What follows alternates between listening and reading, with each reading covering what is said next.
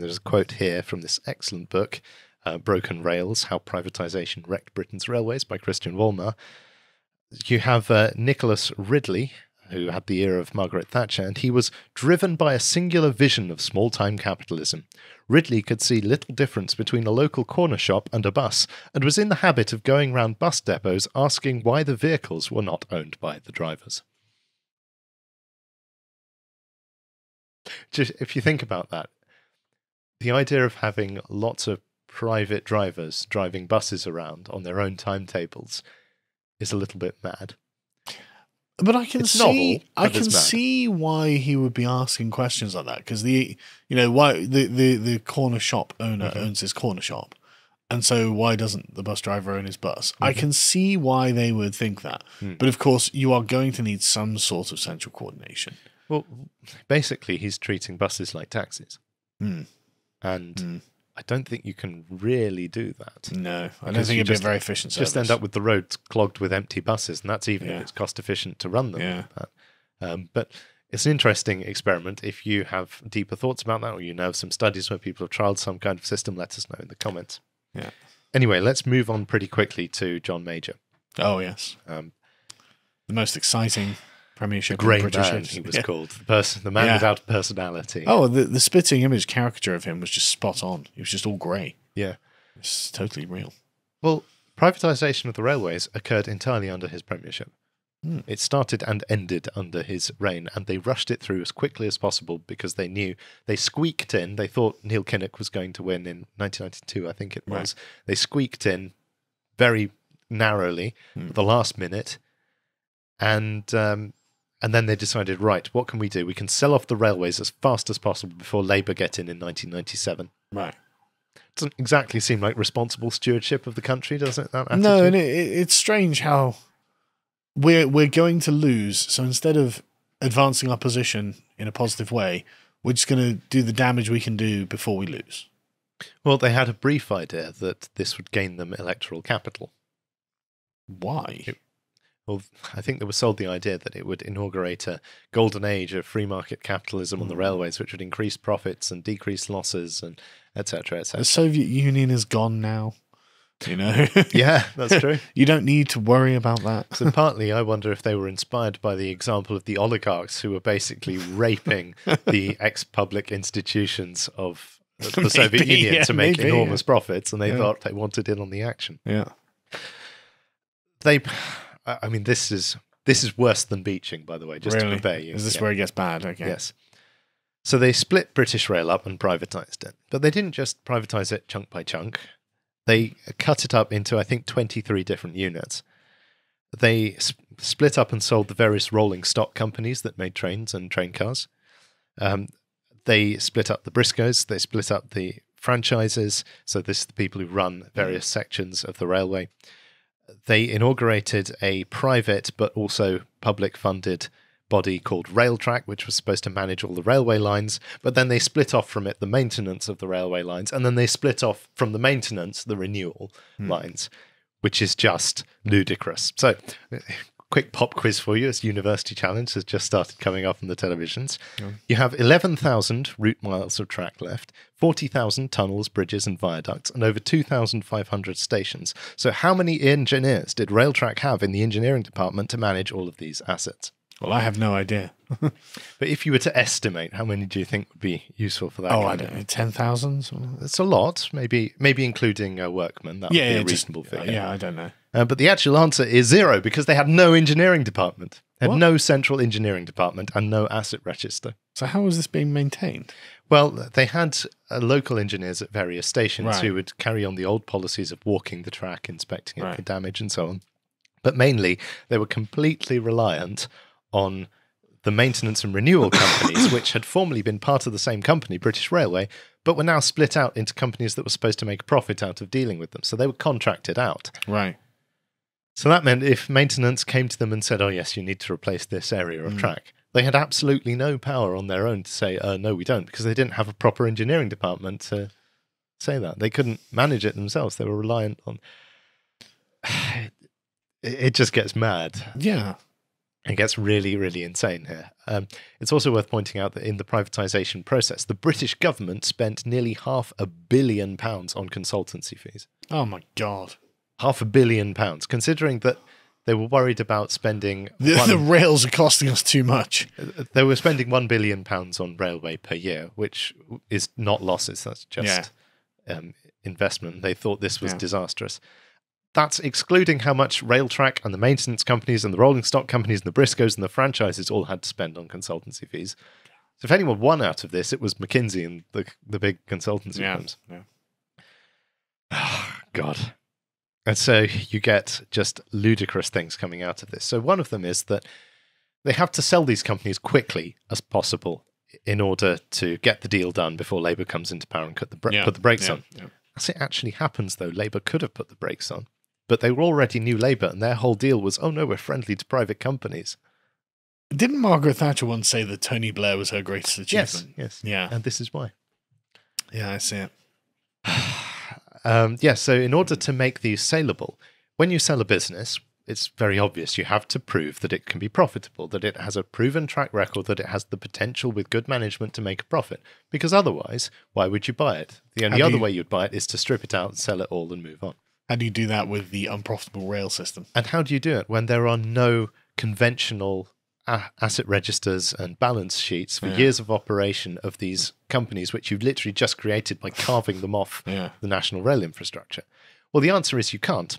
So what they did was, in order to float them properly, they pumped them full of public cash. So they artificially inflated the value of these things. Yes.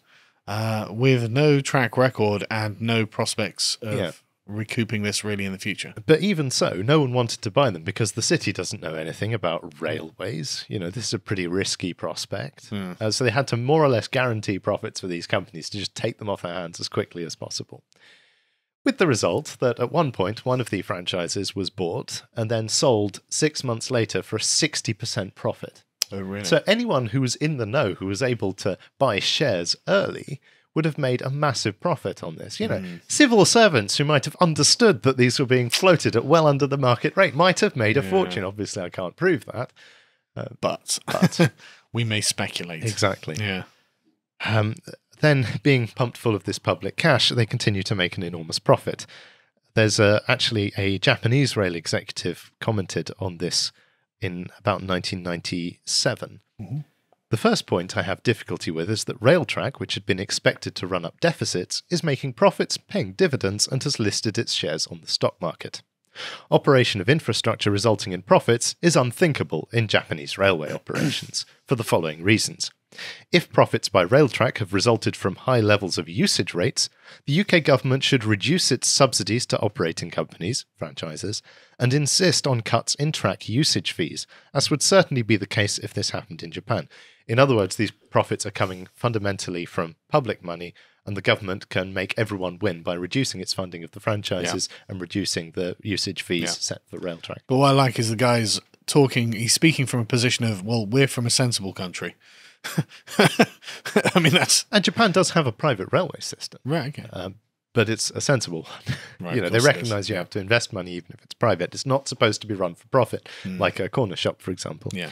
And he continues, if the profits of Railtrack have come about by cutting costs required for upkeep and maintenance of infrastructure, there would be problems regarding operational safety. Enter 1997, the Southall Railway disaster and the Ladbroke Grove 1999 massive railway disaster and the 2001 Hatfield disaster. Right. A series of disasters caused by dysfunctional management, no proper facility for maintaining the railway tracks, chronic low maintenance due to cost cutting, and just dysfunctional arrangements between Railtrack and the maintenance and renewal companies. Right. You can go very deep into this. It's complicated and convoluted, but the long and short of this is that whether or not you agree with privatisation, you can argue it can be done well. There's semi-private systems in Japan and Switzerland as well, I believe. Whether you agree with that system or not, the manner in which this was done was pure national vandalism, in which a very small number of people made a lot of money and everyone else suffered, including people who died. And there are examples of this which point directly to the system being the problem. For example, before nationalisation, maintenance was done by lots of different teams from all over the country. If a team was called in from Scotland to maintain a piece of railway in York, then they would speak to the locals who knew the track better. So there'd be local railway maintenance firms who'd say, oh yes, well this is because of that and that's because of that. So when you do that, and they share local knowledge. When these are privatised, they're explicitly told by their managers, do not share information with rival companies. So they can't talk to each other, they can't communicate.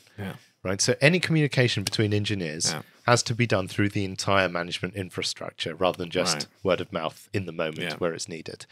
So this creates massive communication barriers between the two. For the first couple of years after nationalisation, basically, the workers here, didn't like the privatisation, but they still saw themselves as railwaymen. This was their vocation. It's not a job, not a career, it's who they are. And so they basically say, no, well, sod the standards. You know, you and I are railwaymen. This is how it works. Let's complete our vocation on working on the rails. And after several years, with management turnovers and personnel turnovers and this new corporate culture, that all disappeared. Right.